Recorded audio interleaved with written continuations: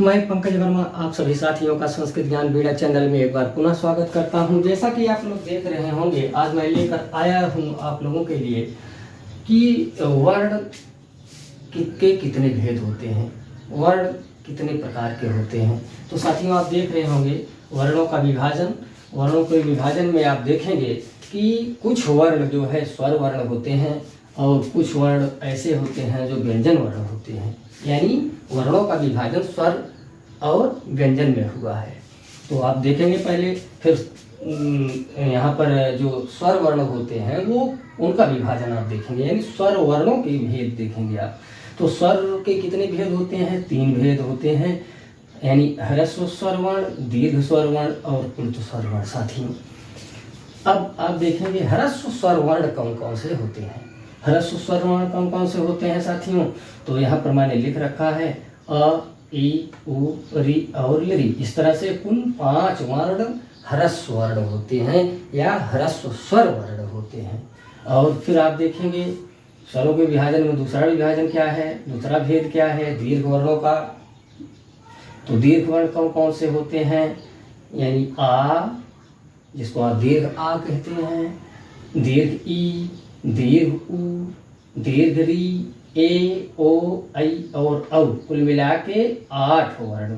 ये 8 वर्ण जो है ये क्या है? दीर्घ वर्ण है, यानी दीर्घ स्वर वर्ण है। आगे देखते हैं तीसरा नंबर क्या है स्वरों के विभाजन में, प्लुत वर्णों का आता है इसमें।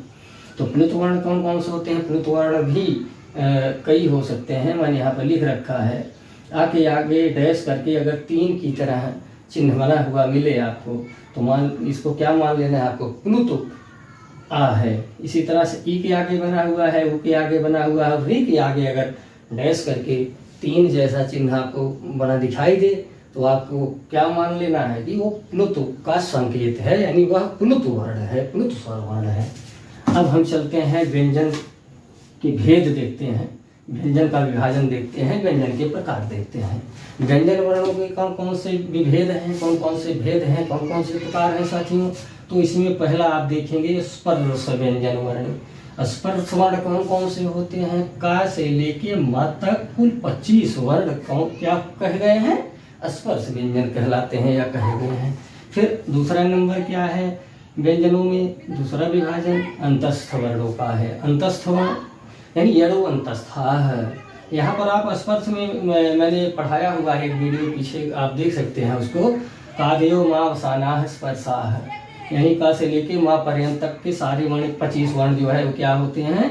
स्पर्श वर्ण कहलाते हैं। दूसरा अंतस्थ है। अंतस्थ का भी सूत्र मैंने वहाँ पे लिख रखा है, वहाँ पे बताया है, समझाया है आपको। यड़ो अंतस्था यानी यड़ प्रत्याहार के अंतर्गत आने वाले जो वर्ण होंगे वो क्या कहलाएंगे? अंतस्थ वर्ण कहलाएंगे। और यण प्रत्याहार के अंतर्गत कौन कौन से वर्ण आते हैं साथियों? यहाँ मैंने लिख रखा है यण बराबर य व र ल बराबर कुल 4 वर्ण, यानी य व र ल, ये 4 वर्ण जो है अंतस्थ व्यंजन वर्ण कहलाते हैं। इन्हीं को अर्धस्वर वर्ण भी कहा जाता है, मैंने वहाँ पे लिख रखा है।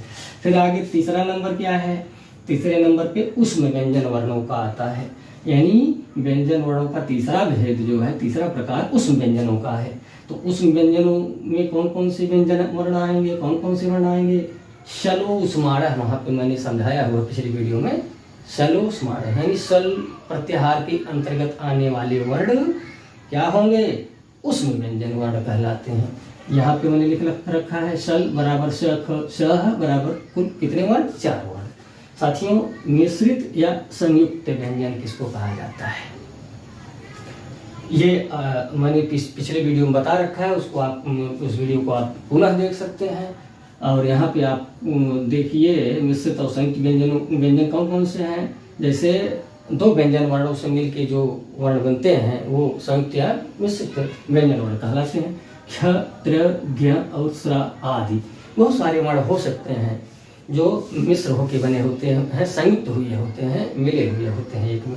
इस तरह से एक छोटा सा वीडियो लेकर आए थे आप लोगों के सामने। हम पूरा विश्वास करते हैं, पूरी आशा करते हैं कि आपको यह वीडियो समझ में निश्चित रूप से आया होगा। पूरा वीडियो देखने के लिए आप सभी साथियों का बहुत बहुत धन्यवाद।